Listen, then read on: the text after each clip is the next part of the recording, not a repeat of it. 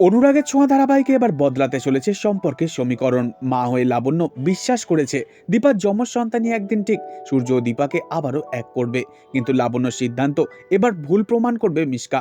কারণ মিশকা এবার সূর্যকে বিয়ে করতে উঠে পড়ে লাগবে। আগামী পর্বে আমরা দেখব মিশকা জানতে পেরে যাবে দীপার যমজ সন্তানের জন্ম দিয়েছে, আর সেই সন্তানই বড় হচ্ছে সেনগুপ্ত বাড়িতে। সেই সত্যই এবার মিশকা ফাঁস করবে দীপার কাছে।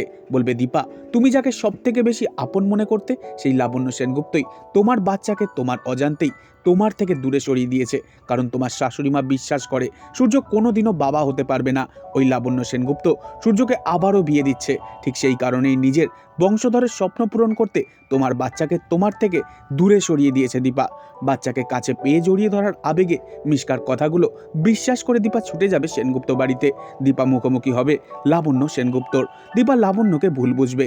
সূর্য আবারও প্রশ্ন করবে, এই বাচ্চা যে তোমার বাচ্চা, প্রমাণ করে দেখাও আমাদের। বাচ্চা ও বাচ্চার মায়ের ডিএনএ টেস্টের প্রসঙ্গ ওঠা মাত্রই আবারও তুমুল অশান্তি বাঁধবে সেনগুপ্ত বাড়িতে।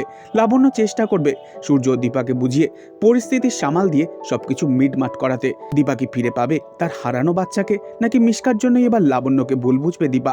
কোন দিকে যাবে গল্পের মোড়? পরবর্তী আপডেট পেতে অবশ্যই চ্যানেলটিকে সাবস্ক্রাইব করে রাখবেন। ধন্যবাদ।